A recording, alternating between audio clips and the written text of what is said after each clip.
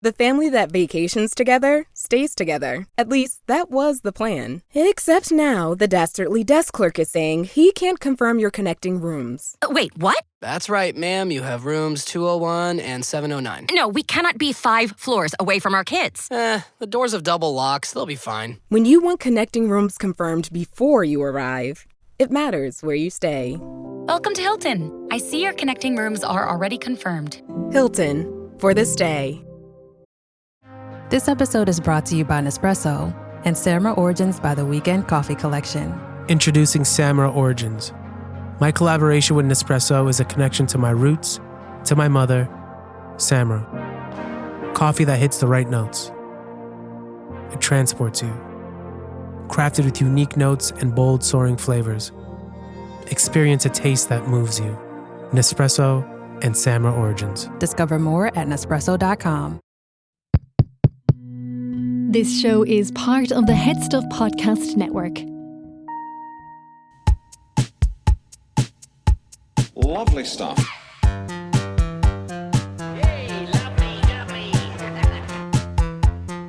I tell you what, though, folks, that's bloody nice. That is bloody lovely. Lovely Holland. Lovely toys. Lovely Holland. Hello. And you are very welcome to another episode of The Lovely Show. What up, hum jobbers? It's been a roller coaster week. Wow, it really has. This week we lost a great man. The king. The king is dead. Paddy, the king of the Traitors. Oh my God. Ireland's granddad. Yeah. He'd always have a warm sweet in his pocket. He would. He would give you €20 and tell you to buy an ice cream because he doesn't know how much ice creams cost now. No. But the way the economy's going, won't He's be dead long. right. Yeah, very sad to see him go. You got to speak to him. I kissed him on the mouth. What was their tongue? I bet there was. That man. There was, well, he was talking at the time.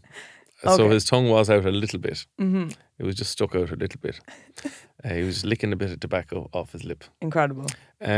Amazing man. Thought he came across very well and Uncloaked. Yeah. Even when I baited him, it was like, you want to bitch about Eamon here for a second? And he was like, no, Eamon's a lovely lad. Which made me love him more. Even more. This guy's got class. He's such a classy granddad. Mm-hmm. I love that. I wish he was my granddad. But like, what's the future now for Paddy? I mean, obviously he's going to get his own TV series. You were telling me his followers on Skyrocket. Instagram are what, 15K? 15,000. That's after 2 weeks of being on the show. How long did it take you to get to 15K? Oh Lord, Jesus. It was a while.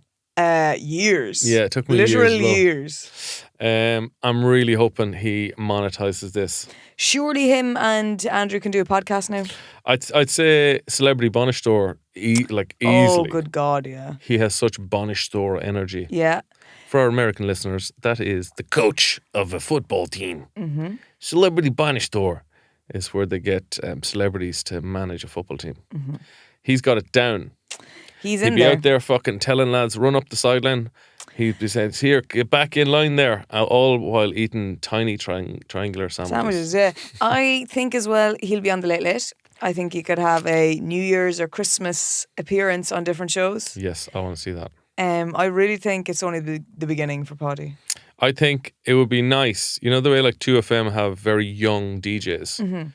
Mm-hmm. I think it would be nice to have Paddy in there in the mix. I think that would be amazing, but I wouldn't be listening for any of his songs. Not that I don't think for a second they'd be amazing song choices. I would just be listening to see, can he work the sound desk?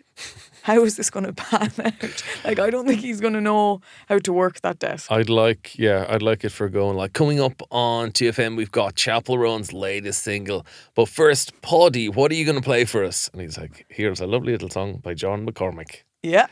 And then he can't get to start. And like it's just come silence. Back, something like Come Back, Paddy Riley to Bally Jim Stuff. Beautiful. The 2025 remix. Mm-hmm. Yeah, no, I'm excited for him. I'm God, it was tough. You get so attached to this person. You do. And now we are left with most likely the Traitors are going to most likely be Ben and Nick, I think. Yeah. Because they're best brothers. They're best brothers. They're best brothers. Is that a phrase? They're best brothers. Sure. They are like an evil Ert and Bernie. Yeah. They're like Bert and Ernie. Ert and Bernie. Yeah, but that would be their evil Their evil Irish version be Ert is and Bernie. Ert and Bernie. Yeah, there you go. That's what they would be. Like an evil Jedward. Foster and Allen. Oh, evil Jedward. Evil Jedward. Yeah.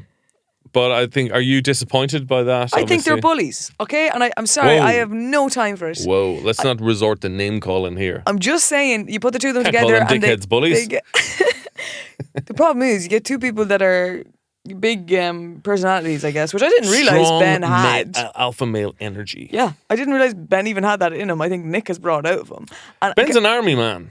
I know, He's but he's a tough action man, lad. I get all that, but I'm saying in the earlier episodes of this, he didn't really speak. Yeah, you know, he was didn't like a really have... sexy, stoic Jerry Adams. I wish he should have gone back to that because I don't like what I'm seeing now of him. But in a way, like, I think... They just feed off each other and it brings out, I think, the worst in both of them. But I think, like, the whole structure of the Traitors, it's almost like a movie where, like, at the start, you're rooting for, like, Paddy, and then Paddy's gone, and like it feels like we're at the darkest point in the story. I agree. It's like when Obi-Wan Kenobi gets killed, and you're like, all is lost. Yeah, or so you think. Or so you think. We're at the lowest point now.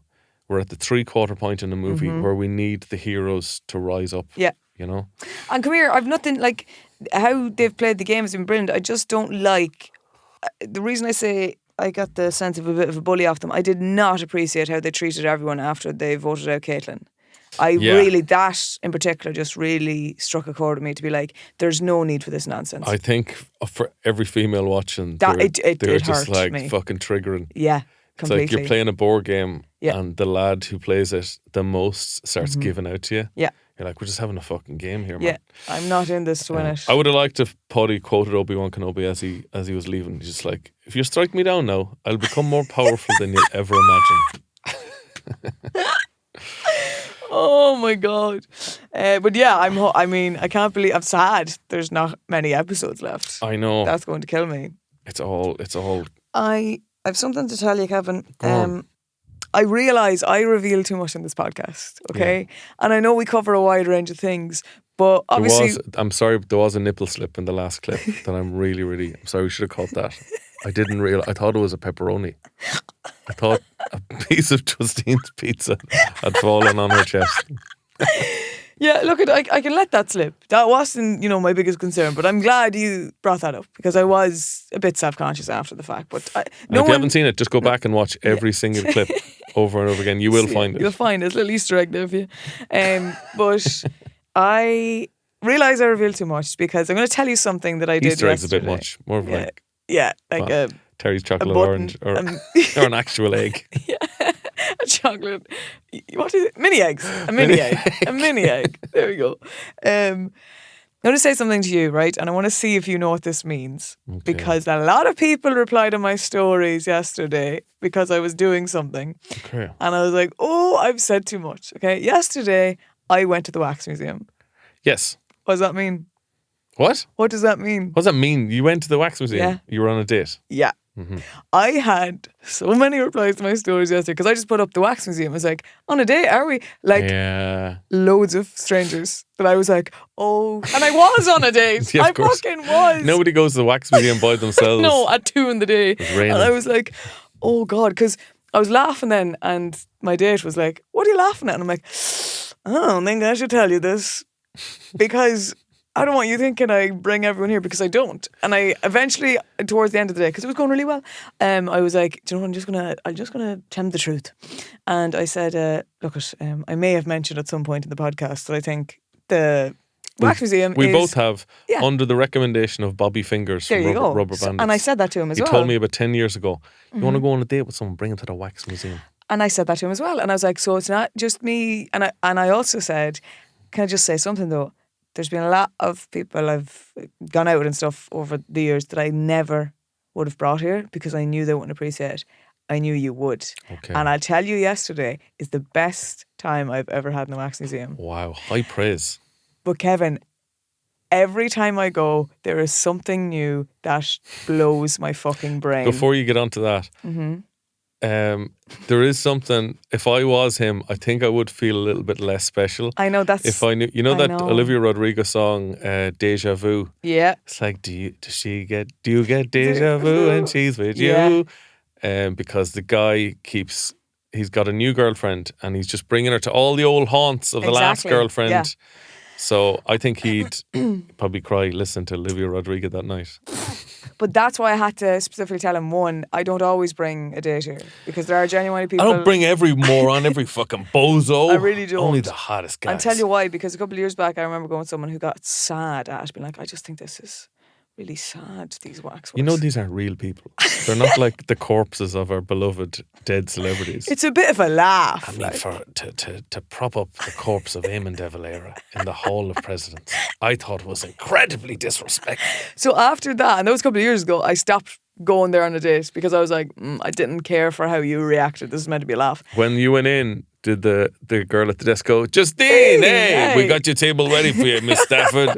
Just the way you like it. Hey, where you been? Who's this guy? Hey. Is this your husband or your boyfriend?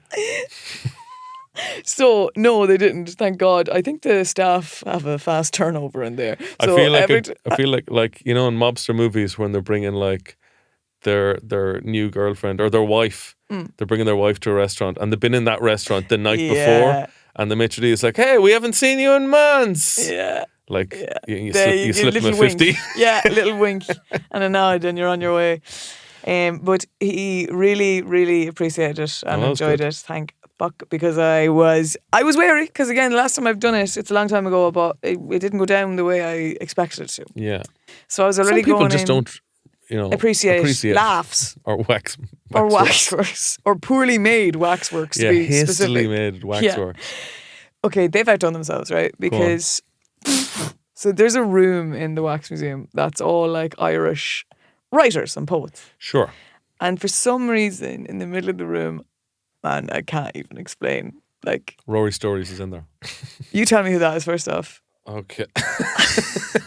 Ryan Tuberty. Oh my God. I mean, I know because I was there and I've seen it and I actually took a photo myself of this, but it looked a lot better than it did. What have they done? No, so this I'm looking at Ryan Tuberty gaffer taped to an office chair with his trouser leg rolled up to reveal like what I can only describe as like a Pinocchio leg. Yeah. There is zero muscle on this leg. In fairness, I think that's what his legs actually look like. But his legs are taped up. The chair is taped up. Like he looks like he is doing like an Al Qaeda hostage video. Honestly, like they should have put him beside Jerry Adams, in my opinion, in the wax museum. So you'd like think, oh, did he do something to him? Now his head looks like it was sculpted by memory. Someone did, telling aliens who Ryan Tuberty is. Because I know in Madame Tussauds, I almost said Hassad Tumods. What is up with my brain and today? Bernie. Yeah, Ert and Bernie, Hassad Tumods. In Madame Tussauds, they spent months sculpting these heads. And they probably use like fucking laser scanners on the actual head. Yeah. Probably sneak into their hotel rooms at night. Yeah. This kind of looks like Ryan Tuberty. Kind but of. I don't really know who else it looks like. So the last time I was in the wax museum, Ryan Tuberty, first off, was not mask and taped to a chair. His legs were not pulled up. Probably to stop him going to England. This is the thing. I honestly, is it because he left RT that they're like, now you'll see what happens to you in the wax museum. You don't fucking leave RT, all right? But the last time I was there, he was just in the Star Wars exhibit, just sitting on a chair. He looks like he's in front of Woody Allen, but I know that's probably... Is that John B. Keane? It's one of the... Seamus Heaney, I think it was. Yeah, I always get them mixed up. I do. Go on, sorry, I interrupted you. But just to show you, right, where he's sitting, I filmed it from behind. They have him also not even facing the room that he's in. He's just staring. He's staring out the window, like looking for help. It is. He's just facing a window, just looking out longingly, just thinking about better times. When he wasn't mask and taped to a chair. Like, it truly looks like he was kneecapped or something. He does look like he's kneecapped. He's just thinking like, God, I remember I used to run this town. Now I can't get a coffee made for me in Virgin Radio. And then walked into the Father Ted room, and I just love who's sitting in between them. So we've got the Father Ted room. It's very much done up like the Father Ted house. Yeah. You've got Dermot Morgan with to be honest, it's a pretty good Dermot solid. Morgan. It really is. He's got the exact way his mouth the cheeky smirks. little smirk. Yeah. On the other side, you've got Ardal O'Hanlon playing Dougal. Yeah. Again, pretty solid. Yeah. Hair isn't exactly right, but he has that look of bewilderment on his face. No sign of Father Jack, no. But instead you have Eamon Dunphy again sitting in an office chair, and it's a pretty solid Dunphy. It is. But who fucking curates these rooms? So for anyone any American going in, like, man, they really cleaned up Father Jack. I mean, well, they didn't clean him up that much. Yeah. They put a tie on him and cut his hair. And they removed the bottle of whiskey. Any tourists coming thinking, Jesus, I never saw the episode where he got his life back together. I kind of missed that section of Father Ted. Became a sports pundit. But you know what the worst part is in that fucking room? And this bothers me now. They have a teapot that they've had Pauline McGlynn sign saying, enjoy your tea, Pauline McGlynn, Mrs. Doyle.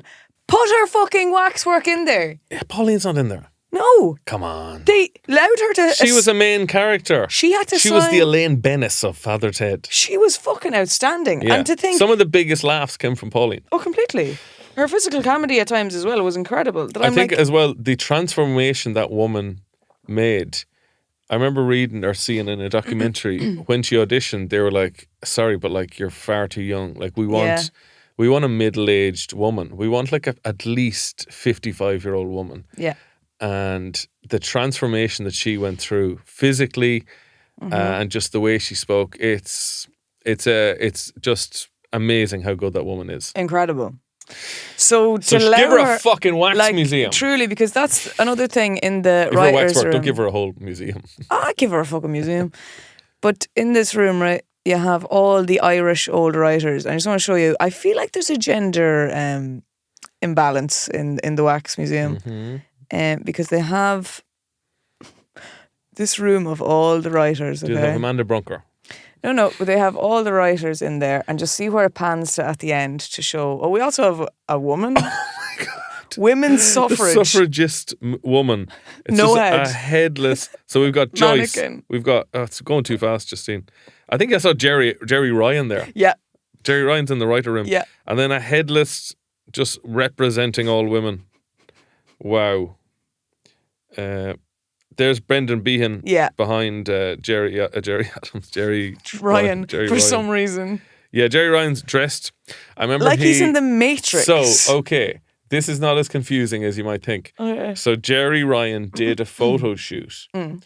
I want to say probably around 1999, where he was dressed as Morpheus from the Matrix. Okay. Could have been for Hot Press. Sounds like a Hot Press kind of joint. Yeah.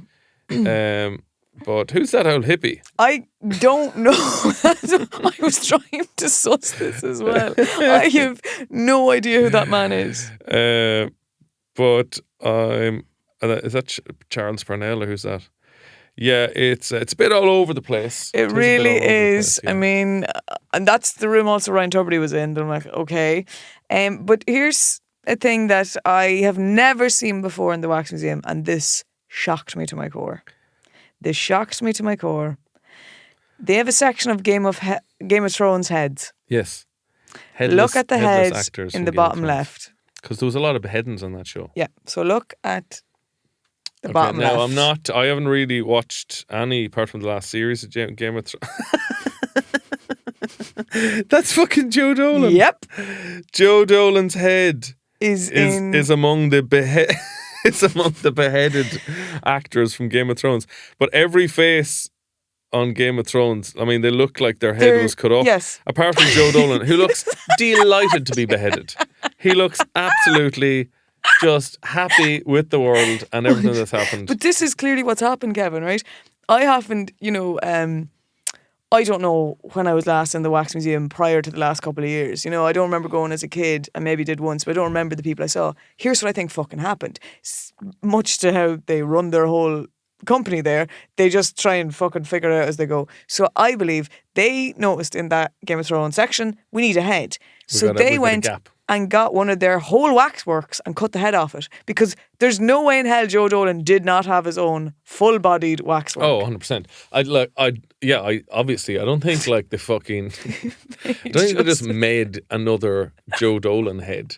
But why would you do that and not give him a full fucking waxwork? That's what I don't understand. Like, that doesn't make sense. I know with Madame Tussauds, every actor, every entertainer or political figure, or whatever, has their peak. So, somebody like Sean Connery, he's going to be around for a while. Callum Best, I don't know. I think eventually people will forget who Callum Best is, if not already. Yeah. And they will either melt him down to make, Dua Lipa or somebody, or they would just cut his head off and put him in a Chamber of Horrors or something, put him on that pike. But I'm disappointed that they think that Joe Dolan doesn't draw any water anymore. Like that, that's where I got now upset. Did you complain? Really, I think I will write an email. Where's the rest? Where's Joe Dolan's body? Where the fuck? Where's the body? Because, who else are you going to give that suit to? Maybe Steve Martin. He wore a white suit. Yeah. Or maybe the guy from Fantasy Island. Jeez, I don't know who that is. It's an old reference. Okay. The plane. Do you remember that show? No. For your time. For my time. But my time, you're really. kind of limited with who you can give that white suit to. Yeah. But that, I just want to let people know, brace yourself if you're in there, because you're going to see Joe Dolan in a way he doesn't deserve to be depicted. Lovely stuff. This show is part of HeadStuff Podcasts. Here's another show you might like. Hi, I'm Gerard Farrelly. And I'm Niamh Kavanagh. And we have been friends for a very long time. And we regularly solve each other's problems. And now we'd like to solve yours in our podcast, Agony Rants. It's a weekly show where we offer you unwavering support. It's true. And it's the place to go if you need a place to vent or to get thoughtful advice. It's a serious lawsuit waiting to happen. Now, Grode, there isn't a problem that can't be helped by having a comedian and a Eurovision winner dissected before your very ears. Agony Rants is 40 minutes with two friends who just want to listen to you. Niamh wants to listen. I dip in and out. Agony Rants has a new episode every Monday, and you'll find us wherever you do your listening. Mint is still $15 a month for premium wireless. And if you haven't made the switch yet, here are 15 reasons why you should. 1, it's $15 a month. 2, seriously, it's $15 a month. 3, no big contrast. 4, I use it. 5, my mom uses it. Are you playing me off? That's what's happening, right? Okay, give it a try at mintmobile.com/switch. Upfront payment of $45 for 3-month plan, $15 per month equivalent required. New customer offer first 3 months only. Then full price plan options available. Taxes and fees extra. See mintmobile.com. This episode is sponsored by Friskies, who would like to tell your cats hi. Now, if that didn't get your cat's attention, there is one thing that always does the trick. Just pour some Friskies crunchy food in the bowl and you'll hear those paws come running. Works every time. With so many Friskies choices, you can always bring your cats running from their secret napping spots. There's always more to explore. See for yourself at friskies.com or visit your local store. Speaking of faces, did you read Owen Hayes' statement about blackface? So you're going to have to tell me it, because I heard his wife's statement about it.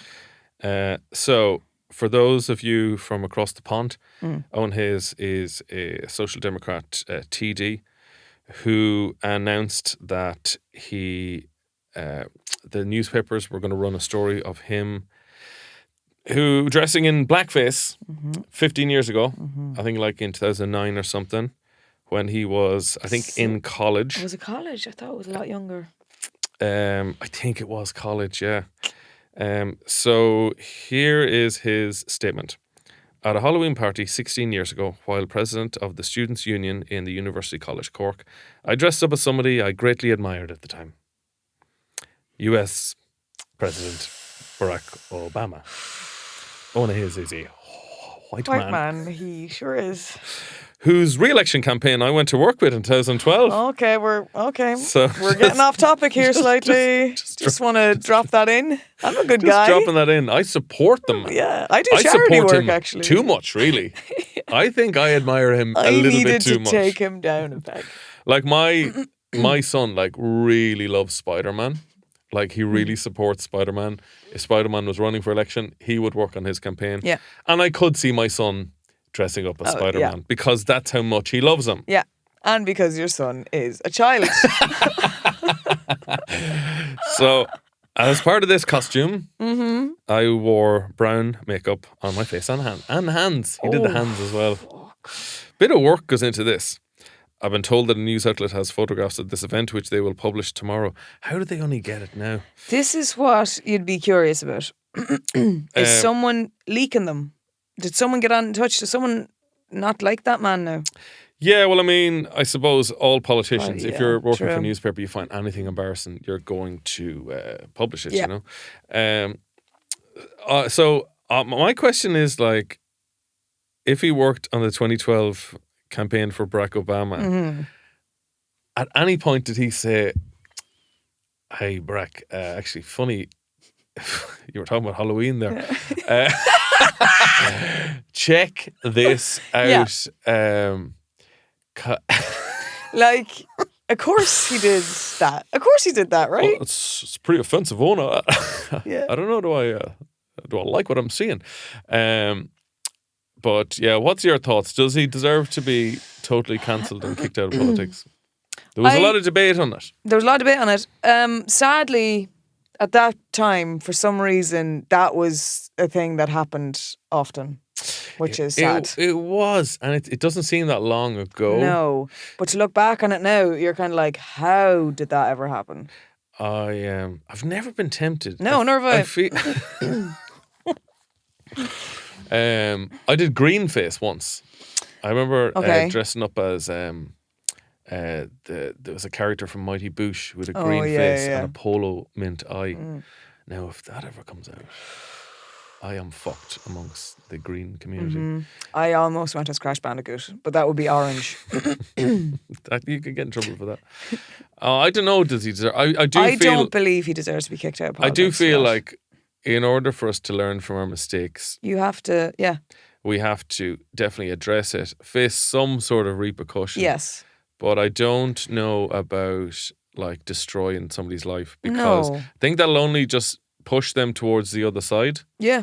Because the other side will welcome them in with open arms, and then you're just adding to their numbers, you know. Yeah, but it's if you can't have the opportunity to make a mistake and grow from it and learn from it, there has to be an element of redemption possible, because otherwise, your life is just done now. And if you go back through history, not even into recent history, there's so many celebrities that did blackface. Oh, yeah. I almost say Chris Rock. Fucking Jimmy Fallon, Jimmy Kimmel. Like bad blackface, like really dark blackface. Ted Danson did like full on minstrel blackface at the roast of his wife. There's tons of examples. Yeah. So I'm not saying we totally wipe it from history. No. But like, I don't know, get a slap on the wrist and tell him not to do it again. Yeah, well, I don't think there's evidence of him doing it since, in fairness. Like, don't do it again. I don't think that was really what he was. All right. One more time. Oh, but Halloween's just around the corner. I'm a big fan of Kanye. Come on. So, yeah, I don't think that should be the end of things for him, really. But I'm starting to consider what my costume this year is going to be, because, you know, the way I always like to do something a bit topical, or like... Yes. I You're very good jokey costumes. Yeah, but I haven't hit anything yet that I'm like, this is the one. Have you any... What's happened this year? What's been topical? Oh, nothing really. There's been no news. There's going to be a lot of traitors. Dress up as Paddy. I would adore that. Little sandwich in your hand, a nice jumper. I think a lot of people are going to do that. I think a lot of people are going to go as Traitors-esque costumes. Traitors aren't that distinctive, though. I went into Penny's there at the weekend. You can buy the big cloaks. Oh, really? They have them for sale. That's pretty cool. Come here. How have you been? How have you been doing, Justine? Well, look, I went on a date, so. Yeah. And how's your mental health? Well... Sorry, Justine, I have to interrupt you there for a second. We've just got a report in for Snail News. Hey!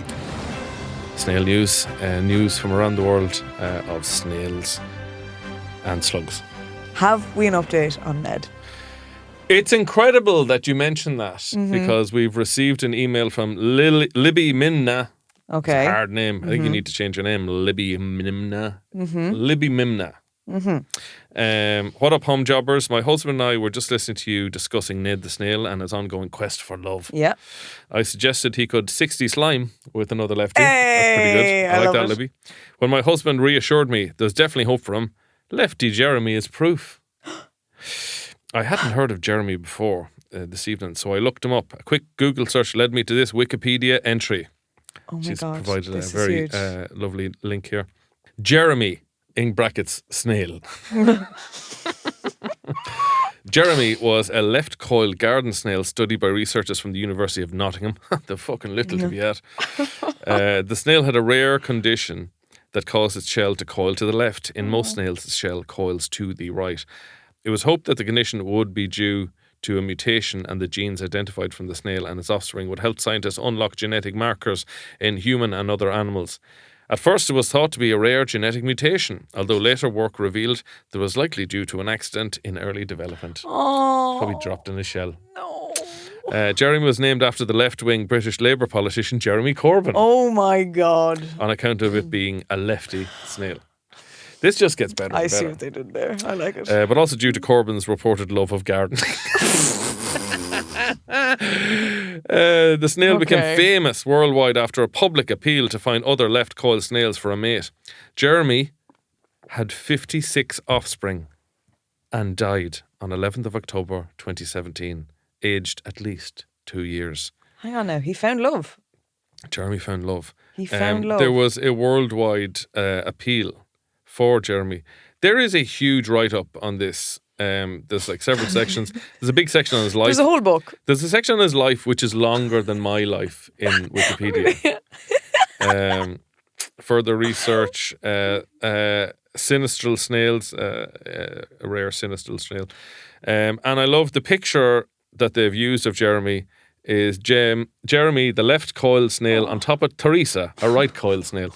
And Jeremy is literally just sitting on her back. Teresa there. What? He's on the back of Teresa. He's on the back of Teresa.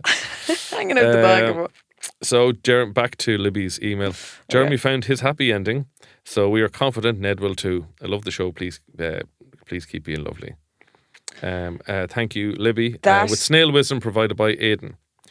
That gives me hope for Ned. Because I'll tell you something, I've just been going about my life and suddenly it'll pop into my head and I'm upset by it. I'm upset by it, yeah. I think about him and I want him to know if he's listening in, I know he's a fan, that he's not alone. He's got so many friends out there and I believe he's going to find love. Oh, I mean, I think there's hope for us all. Yeah. There's hope for us all. I went on a date, so yeah, there's hope for us all. I thought I was giving up. Yeah. I thought I was done. And you were born with normal sex organs. Reasonably normal. Normal-ish. Yeah. I saw the other day they were talking about banning alcohol on flights. Whoa, now. Due to people not being able to hold their booze. Well, now, isn't Ryanair's policy currently you can have one or something? There's some airline that they'll let you have. Oh, Ryanair. I don't think I've ever... No, I have definitely drank on Ryanair flights. I have too, but I thought they were trying to bring at one point Ryanair was going to be like, you can only have one. But I don't think they actually ever did because I think there was uproar. Yeah. Is this one specific airline is trying to do this? I think they're talking about a full-on block. Yeah, I disagree. I'm not here for it. It's the only place where I feel like no matter what time of day, it's acceptable. Once 6 o'clock in the morning, yes. if you're on a plane, you should be allowed to drink. Yeah, because honestly, additionally, I'm going to tell you why I also need a drink on a flight. I have terrible time with turbulence. You have terrible time with turbulence? I have a terrible time with turbulence. So I need a drink just to calm my nerves. So it's actually medicinal. Do you think if alcohol was invented now, would it be... Like, alcohol is the most widely popular drug. It's like, out of all the drugs... Alcohol is the most popular. Do you think if it was invented now, would it be popular? It's the most popular, but also the most socially accepted, I suppose. Yeah. Without the way other drugs are. Like, I'm not advocating for other drugs at all. But if you measure them up, like, if you're if you've never tried any drug, including alcohol, alcohol's just been invented, and you're at like a drug expo or something, and there's a lad like going, "What's the crack, man? We've got this drug here, it's the size of a peanut." And you're like, "Okay, what does it do?" "Oh, you swallow it, and then like you're the happiest you've ever been for 4 to 6 hours, and you're basically like a slobbery child at a birthday party, full of cake and Fanta, and there's no hangover the next day." You're like, "All right, how much is this?" It's like €8. You're like, "Okay." And then the other lad is like, "Here's a piece of paper that you put in your tongue. It's smaller. You could fit in your wallet. Yeah. You could fit it on your SIM card. And you take it, and you can talk to God, and you can be at one with nature. And it lasts for like 8 to 10 hours. Yeah. Like, "Oh, how much is it?" It's like €8. You're like, "Okay, well, is there a hangover?" You're like, "No, but you do see the world in a much more beautiful way for the rest of your life." Like, okay. And then there's a lad selling alcohol. It's like, "What does this do?" You're like, "Well, you feel happy like at the start, but then like if somebody bumps into you, like you will fight them. Yeah. Regardless of your skill in hand-to-hand combat. And then how much do you take?" You're like, "Oh, that's the thing, we don't really know." Like, we're thinking like research shows somewhere between 6 and 10. But that's like pints. So it sounds like an awful lot for like what you're getting out of it. You'll get bloated as well. You get really bloated. Yeah, you'll end up buying a load of food. Like, have you ever drank like 6 pints of anything? Yeah. No, that right? sounds Crazy. Exactly. So And what do you like the next day? Oh, you feel just like the world's going to end. Yeah. And you feel such shame. You eat everything. And you end up sleeping with somebody who looks like Stephen Ray. Like, how much is that? $7.50 a pint. You're talking like 46 to maybe €60 on a night out. Nah, I'm going to go back to like the tablet or the bit of paper, I think. It's insane. Yeah, it's wild as well, the idea of like if someone invented this, and if you saw people on it, you'd be like, "I don't think I like what's happening there." And they can't speak. That. You know, it is bizarre to think of if it was only invented now. There's a lad fighting a fag machine over there. He's on the new alcohol pints they're talking about. I was walking out. Who's the guy who's hugging that stranger? Like, oh, he's on pills. Yeah. I was walking out one evening, and it was night time, like it was around 10:30 in the evening. I was walking up a lane. That was night now. The sun now was on the other end of the world, and the moon was up, I remember. And, there's just a place near me that I walked down this street, and there was a dead pigeon, and someone had, God, I don't know why, had gone and put a fag in its mouth. In what's mouth? A pigeon, a dead pigeon. Oh, a dead pigeon. Just when you said he was fighting over that's awful. A smoke machine. It was the saddest thing. I was like, why did you do this? I mean, he has died. Is there no dignity in death? Is there no dignity even for a pigeon? Even for a pigeon. Jesus Christ. Oh, the pigeon didn't need that now in their life. But would I take alcohol? I suppose I wouldn't be the first. I'd have to watch some other people take it and then decide.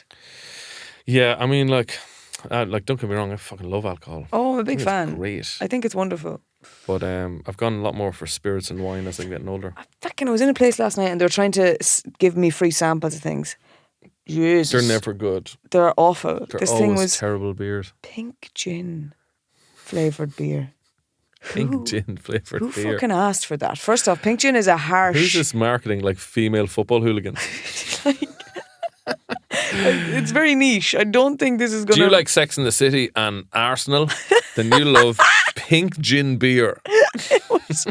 It was vile. It was fucking sick. And they were pumping this out to anyone that would take it. And I'm like, yeah, you need to get rid of the stock of this because this is not good. What would the ad for that like be? Like Carrie Bradshaw playing darts. Darts or snooker, but then sometimes snooker, But then sometimes that's in films where women are playing it to look sexy, not in a way of like they're properly into it. That's true. Got some crazy news from around the world. Oh, amazing! Just one story this week. Doctor walked out of operation for sex with nurse. Yeah, I saw this actually. I don't know anymore. I just saw the headline and I was like, well, I'm never going for an operation again. A doctor left a patient on an operating table under anaesthetic to go have sex with a nurse in another room. Is this fucking Carry On doctor? Yeah. Like, what the fuck? It's shocking. They were caught in in a compromising position by a shocked colleague at Tameside Hospital in Greater Manchester. Like, I'd never want to go for an operation again. No, absolutely not. So apparently, like, the consultant anaesthetist had said he needed a comfort break. That's what they're calling it nowadays. He's going for a comfort break. And hand me them wet wipes there. He asked another nursing college to monitor the male patient halfway through the procedure. Like, halfway. Just get it done. Like, what was the rush? Yeah. The nurse like, I'm off in 10 minutes and I'm gone. You're like, give us a second. Give me a fucking second. Here, just watch this out for a second. I'll be back in 10 minutes. I'm going for a comfort break. As he unbuckles his trousers. What the name of fuck is a comfort break? What is going on in the world? He's gone for about 8 minutes. Came back into the theatre. Do we know what the procedure was? No? I'd say it was just penis and vagina. Very good. Very good indeed. So standard stuff, like. For 8 minutes, like, you're not getting too wild. You're not going to go into too much of your repertoire. No. It doesn't say what the procedure of the operation was. I don't think so. But he's gone for 8 minutes, came back into the theatre, probably very sweaty and happy. Comforted. That's actually, I must wash my hands, actually. And then completed the job. No harm came to the patient when Dr. Anjum was absent from the theatre, and the procedure went on without further incident. But he got in a bit of trouble. They have to, take his fucking licence off him. He got in a bit of trouble. That lad should never be operating again. I think he lost his licence, yeah. He'd fucking want to. I'm sorry, if I'm in the middle of an operation and I find out, I was bleeding out there on the table, and what did your man go and do? Bloody wets his whistle. Given evidence, Dr. Jump said, it was quite shameful to say the least. I only have myself to blame. No fucking shit. Wow, what a brave statement to make. In my defence, somebody was watching porn in the corner of the room. I was like, Jesus Christ. Yeah. I'm knocking stuff over here. That is deluded. The doctor added the incident happened after a stressful time for his family when he and his wife were failing to connect as a couple. So now he had an affair with a nurse? Following the premature birth of his daughter. Oh, Lord. Oh, that story gets worse and worse. Yeah. It's like a very gritty Carry On film. Yeah. Where you find out, you never get to see that in the Sid Carry James Ons. actually is having trouble with his missus at home. Well, they actually Child have was born backstories. prematurely. A lot of stress in the family. Heavy themes being covered here. A lot of heavy themes in the latest reboot of the Carry On films. They've never touched them. I mean, I feel like they should have. I fucking never liked Carry On films. Yeah? Somebody said once, I think the Carry On, the kind of sex comedies, now obviously like we grew up with sex comedies like American Pie and stuff like that. But like the British 60s sex comedies with Barbara Windsor and Rachel. Somebody said the British are the only people in the world who can laugh while masturbating. Yes, which is... I feel like there was just it was just a sort of it was a way to kind of watch soft porn without coming across like a dirty old man. Mm-hmm. Like, I'm going for the humour. Yeah, yeah. I'm going to laugh. Why are you touching yourself? Why have you got that bottle of lube, Granda? It's his comfort. It comfort is break. It's his comfort break.